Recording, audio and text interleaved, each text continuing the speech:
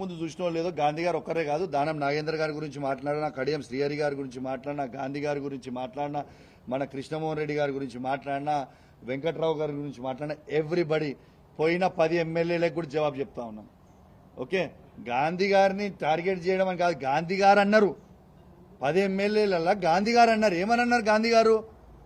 ఆయన ఏమని అన్నారు? నేను కాంగ్రెస్ పార్టీలో చేరలేదు, నేను బీఆర్ఎస్ పార్టీ ఎమ్మెల్యేనే అని గాంధీ గారే అన్నారు కదా, నేనలే కదా.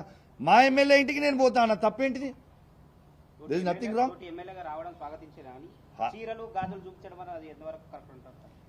ఈ సంస్కారం నేను నేర్పలే. ఈ సంస్కారం ఈ రాష్ట్ర ముఖ్యమంత్రి అయిన రేవంత్ రెడ్డి గారు నేర్పిర్రు.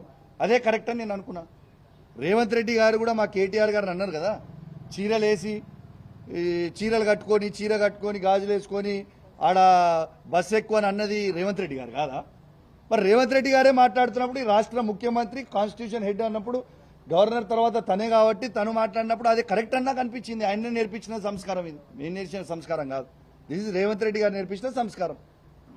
కౌశిక్ రెడ్డి ఒక బ్రోకర్ కాంగ్రెస్ పార్టీ నుంచి 10 మంది ఎమ్మెల్యేలను తీసుకొస్తా ఉన్నాడు. ఈ పార్టీలో చేరినప్పుడు ఢిల్లీలో ఉండి బాత్రూమ్ నుంచి ఫోన్ మాట్లాడినాక ఏం జరిగింది ఏంటనేది అసలు ఎంత పాగలగాడంటే గాంధీ, అసలు ఆయన 3 సార్లు ఎమ్మెల్యే ఎట్లా గెలిచిండో, ఈ షేర్లింగంపల్లి ప్రజలు ఆయనకి ఎట్లా ఓట్లు వేసిరో నాకు అర్థమైతలేదు. ఎందుకంటే అసలు నేను టీఆర్ఎస్ పార్టీలో చేరిన నాడు గాంధీ గారికి తెలియంది ఏంటంటే కాంగ్రెస్ పార్టీలో ఉన్నదే 5 ఎమ్మెల్యేలు. నేను 10 మంది ఎమ్మెల్యేలను ఎట్లా తీసుకొని వస్తా? కాంగ్రెస్ పార్టీలో ఉన్నదే 5 ఎమ్మెల్యేలు కదా అన్నాడు. నేను 10 మంది ఎమ్మెల్యేలను ఎట్లా తీసుకొని వస్తా? నంబర్ 1, ఆయనకి హిస్టరీ తెలియదు కావచ్చు. పోయి నీ రేవంత్ రెడ్డిని అడుగు, కౌశిక్ రెడ్డి రేవంత్ రెడ్డికి ఏం సాయం చేసిండు అనేది నీ రేవంత్ రెడ్డిని అడుగు, చెప్తాడు. నీ రేవంత్ రెడ్డి పిసిసి ప్రెసిడెంట్ ఎట్లయిండో నీ రేవంత్ రెడ్డిని అడుగు, ఒక్కసారి చెప్తాడు. నీకు తెలియదు, ఎందుకంటే నువ్వు ఇక్కడోని కాదు కదా, ఎక్కడి నుంచో వచ్చినోని కదా. సో నీకు తెలంగాణ చరిత్ర ఎక్కువ తెలియదు, కాంగ్రెస్ పార్టీ చరిత్ర నీకు అసలే తెలియదు. ఒక్కసారి నీ రేవంత్ రెడ్డిని పోయి ఒక్కసారి నువ్వు అడుగు, కౌశిక్ రెడ్డి నీకు ఏం సాయం చేసిండు పిసిసి ప్రెసిడెంట్ కావడానికి అనేది రేవంత్ రెడ్డిని అడుగు. నేను కాంగ్రెస్ పార్టీకి మోసం చేయలేదు. ఆనాడు రేవంత్ రెడ్డి గారు ఈటల రాజేందర్ గారికి 25 కోట్ల రూపాయలకి అమ్ముడు పోయింది. ఆ రోజు ఆయననే బాజాబ్తు ఏబిఎన్ ఛానల్లో ఇంటర్వ్యూ ఇచ్చి కాంగ్రెస్ పార్టీ అధ్యక్షుడు ఉండుకుంటూ, మీరు రికార్డ్స్ తీయండి, కాంగ్రెస్ పార్టీ అధ్యక్షుడు ఉండుకుంటూ ఏబిఎన్ ఇంటర్వ్యూలో బీజేపీ క్యాండిడేట్ అయిన ఈటల రాజేందర్ గెలుస్తాడని ఆ రోజు రేవంత్ రెడ్డి గారు చెప్పిర్రు. రేవంత్ రెడ్డి గారు అమ్ముడు వేయండి తప్పితే నేను అమ్ముడు పోలేదు. నువ్వు రేవంత్ రెడ్డి గారు మోసం చేసిరు. రెండోది, ఇలా బీఆర్ఎస్ పార్టీ బీఫామ్ మీద గెలిచి పార్టీకి అండగున్న కౌశిక్ రెడ్డి గొప్పోడా, బీఆర్ఎస్ పార్టీ బీఫామ్ మీద గెలిచి పార్టీలు మారిన గాంధీ గొప్పోడా? ఒక్కసారి ఆలోచన చేయండి. ఇలా బ్రోకర్ ఎవరు? ప్రజలు నిర్ణయించుకుంటారు బ్రోకర్ ఎవరని. This is clear.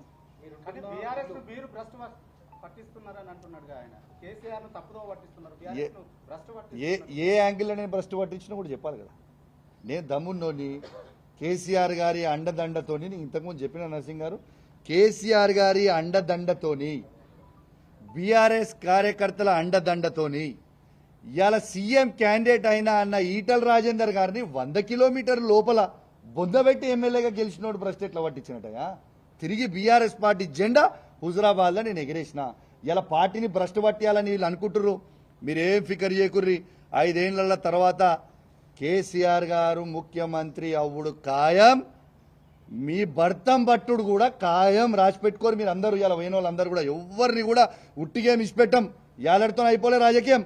మీరు 4 ఏళ్ళు ఎంజాయ్ చేస్తారు కావచ్చు, కానీ 4 ఏళ్ల తర్వాత మాత్రం మీకు సినిమా ఉంటుంది. అంతైతే నేను గ్యారంటీ. కౌశిక్ రెడ్డి ఇల్లు నా నియోజకవర్గంలో ఉంది. ఆయనకి ఇబ్బందులు వచ్చినప్పుడు చాలాసార్లు నేను ఆదుకున్నా. ఏమి ఇబ్బంది వచ్చింది నాకు? ఇక్కడ నా నియోజకవర్గం నేను బాగా చెప్తున్నా. విల్లా కొనుక్కున్న ఈడు ఆయన ఆదుకున్నాడు. ఏముంది? ఏముంటుంది? ఆయన నన్ను ఆదుకునేది. ఈడ నాకు వచ్చిన ఇబ్బంది ఏమున్నది? ఒకసారి చెప్పాలి ఆయన. మరి ఏమి ఇబ్బంది ఇక్కడ ఉందో ఒకసారి చెప్పని చెప్పు. ఏమి ఇబ్బంది అయిందో మరి మీరైతే ఉన్నారు మొత్తము. ఏమి ఇబ్బంది అయింది? బ్రహ్మాండంగా ఉన్నాను నేను. ఈడ నాకేంది? అతిపెద్ద నియోజకవర్గం అని చెప్పి పిఎస్సి చైర్మన్ ఇస్తే ఎందుకు ఓర్వలేకపోతున్నారు అనేటువంటిది నర్సింగ్ గారు, నేను ఒక్కటే చెప్తున్నా. పిఎస్సి చైర్మన్ ఆయన ఏ పార్టీ నుంచి అయ్యిండు? ఆయన ఏ పార్టీ? నంబర్ 1. నంబర్ 2, ఇవాళ మా ఎల్పీ లీడర్ అయిన మా ఎల్పీ మీటింగ్లో కేసీఆర్ గారి నాయకత్వంలో మేము పిఎస్సి చైర్మన్గా హరీష్ రావు గారిని యునానిమస్గా మా బీఆర్ఎస్ పార్టీలో నిర్ణయం తీసుకొని తనతో నామినేషన్ ఇచ్చినాం. హరీష్ రావు గారు, ప్రశాంత్ రెడ్డి గారు, గంగుల కమలాకర్ గారు ముగ్గురు నిర్ణయించినాం. ఇలా హరీష్ రావు నామినేషన్ ఏమైంది, ఎట్లా ఎగిరిపోయింది, గాంధీ గారిని నామినేషన్ వేసుకొని చైర్మన్ ఎట్లా చేసిర్రు, మరి 13 ఉంటాయి, 14వ నామినేషన్ ఇది ఎట్లా వేసిర్రు, సాటుకేసిర్రా, మరి హరీష్ రావు గారు నామినేషన్ ఏమైంది, ఒక్క నామినేషన్ ఎక్కువ పడ్డా ఎలక్షన్ కావాల్సిన అవసరం ఉంటుంది. మరి ఏం చేస్తుండ్రు, ప్రజాస్వామ్యం ఉంచుతురా, కూని చేస్తురా. మొన్న మా వాళ్ళు చెప్పినట్టు కూడా సరే ఈ పిఏసీ చైర్మన్ నువ్వు బీఆర్ఎస్ పార్టీ నుంచి అంటున్నావు కదా, అరే నువ్వు రా భయ్, నేను వద్దంటలేను, నువ్వు బీఆర్ఎస్ పార్టీ అంటున్నావు కదా, నువ్వు రా, we will go to Telangana Bhavan, you come, మనం ఆడ ప్రెస్ మీట్ పెట్టుకుందాం, కండువ కప్పుకుందాం, మన పార్టీ కండువ కప్పుకొని ప్రెస్ మీట్ పెట్టుకుందాం, అట్లనే నేను తీసుకుపోయి కేసీఆర్ దగ్గరికి తీసుకుపోదాం, దాంట్లో తప్పేముంది, ఐ వాంట్ నో. స్పష్టంగా చెప్తున్నారు, బీఆర్ఎస్ పార్టీ ఎమ్మెల్యేగానే పిఎస్ చైర్మన్ అయ్యాను, కానీ అభివృద్ధి కోసం ముఖ్యమంత్రితో కలిసి పనిచేస్తున్నాను అనేటువంటి మాట. ఒక్క నిమిషము, సరే ఓకే, నువ్వు ఆయన అన్న వీడియోని నీకు చూపిస్తా లైవ్లో, మళ్ళీ ఒక్కసారి మీకు వీడియో చూపిస్తా తను అన్నది. ఒక్క నిమిషం.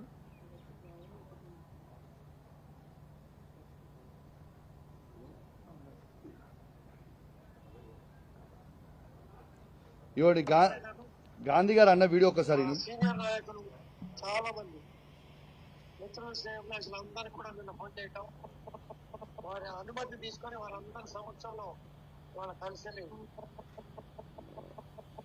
కాంగ్రెస్ పార్టీలో చేరడం జరిగింది. మాక్సిమం ఉంది క్లియర్ గా. నరసింగ్ గారు నిన్న కూడా మీకు ప్రెస్ మీట్ లో చూపించిన, ఈ clearly says that is joint Congress party. ఎవరు వద్దంటారు, clearly says he joint Congress party. దాంతో మాకెట్లా అసలు ప్రతిపక్షానికి పిఏసీ చైర్మన్ ఇచ్చుడు అనేది ఆనవాయితీ. ఇలా పార్లమెంట్లో ఎవరు పిఏసీ చైర్మన్, వేణుగోపాల్ గారు.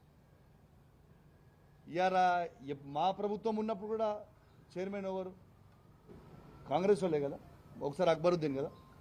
మరి అసలు ఎందుకు నేను ఇదంతా చర్చ వద్దు బ్రదర్. నువ్వు బీఆర్ఎస్ పార్టీ ఎమ్మెల్యే అన్నావు కదా, నువ్వు రా, మా కండువ కప్పుకొని మా భవన్కి రా, మా కేసీఆర్ గారి దగ్గరికి రా, బస్ అంతే. ఇక దీనికి చర్చ అవసరం లేదు, రైట్. నువ్వు మా బీఆర్ఎస్ పార్టీ ఎమ్మెల్యే అన్నావు కదా, రేపు 11 గంటలకు మాత్రం 100% మా బీఆర్ఎస్ పార్టీ కార్యకర్తలు అందరం మీ దగ్గరకు వచ్చి నేను స్వాగతం పలికి గొడవకి వస్తలే. మళ్ళీ కూడా చెప్తున్నా నీకు, గొడవకు వస్తలేము. ఇవాళ నువ్వు పోలీసు వాళ్ళని అడ్డం పెట్టి మమ్మల్ని నిర్బంధించినట్టు మళ్ళీ రేపు చేయకు. నువ్వు పోలీసు వాళ్ళని పెట్టుకోకు, మేము పోలీసు వాళ్ళని పెట్టుకోము, వస్తాము కలిసి. గొడవ ఏం లేదు కదా, నువ్వు మన పార్టీ ఎమ్మెల్యే కదా, కలిసి పోదాము, తెలంగాణ భవన్ పోదాం, కేసీఆర్ గారి దగ్గరికి పోదాం, తప్పేముంది బయలా. రెడీ రమ్మంటున్నా నేను, గాంధీ గారిని రమ్మంటున్నా, రాగానే కండువ కప్తా. ఒక్క నిమిషం, దమ్ము తెలుసుకోనికే ఇక్కడ మనమేమి ఫైటింగ్ చేసుకోనికే లేం కదా. ఒక్క నిమిషం ఆగు, దమ్ము తెలుసుకోవడానికి ఏమి ఇక్కడ గుద్దుకుందామా ఇద్దరమే? అయినా నేను సింగిల్గా గుద్దుకుందామా, మందితో గుద్దుకుందామా? అరే సింగిల్గా రమ్మను భయ్, గుద్దుకుందాం కొట్టుకుందాం అంటే రమ్మను, సింగిల్ దగ్గర మందితో చేసుకుందాం అంటే చెప్పు, మందితో ఏ టైంకి ఎడికి వద్దామో చెప్పు, మందితో కొట్టుకుందాం. కానీ అది ప్రజాస్వామ్యం కాదు కదా. నువ్వు అడిగిన దానికి జవాబు చెప్పు. కొట్టుకోవడం గుద్దుకోవడం, అరే భయ్ నీకు మళ్ళీ చెప్తున్నా, 65 ఏళ్ళ ముసలోడు, నేను 39 ఏళ్ళ యువకుడిని, ఆయనకి అంత దుల్లుంటే నాకు ఎంత ఉండాలి బ్రదర్? నేను చేయలేనా అయింది? గ్యారీ చేసుకొని కొట్టుకోలేమా? కొట్టుకోవాలనుకుంటే దట్ రాని భయ్, నేను వస్తే కొట్టుకోనికే రమ్మని నేను అనలే కదా, రమ్మంటున్నా నేను. రా, మా బీఆర్ఎస్ పార్టీ కండువా ఇట్లా కప్పి మంచిగా తీసుకొని లోపల ఇంటికి తీసుకుపోయి భోజనం పెట్టించి మళ్ళీ 1 o'clock, 1:30, 2 o'clock తెలంగాణ భవన్ పోయి ప్రెస్ మీట్ పెట్టి కేసీఆర్ గారి దగ్గర తీసుకుపోతాం. స్వాగతం కదా మాకు కూడా, మా ఎమ్మెల్యే గారు మా పార్టీకి వచ్చేస్తాం వాపస్ అని అంటే we're very happy, we're welcoming him.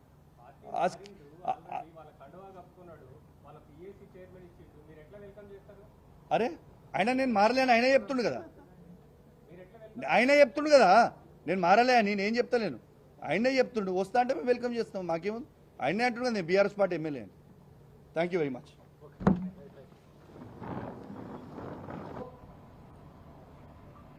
KCR గారి నాయకత్వంలో బీఆర్ఎస్ పార్టీ కార్యకర్తల అండదండలతో నేను సీఎం అయితా అని చెప్పుకుంటున్న ఈటల రాజేందర్ గారిని 100 కిలోమీటర్ల లోపల బొందబెట్టి మళ్ళా హుజరాబాద్ లో బీఆర్ఎస్ పార్టీ జెండా ఎగిరేసిన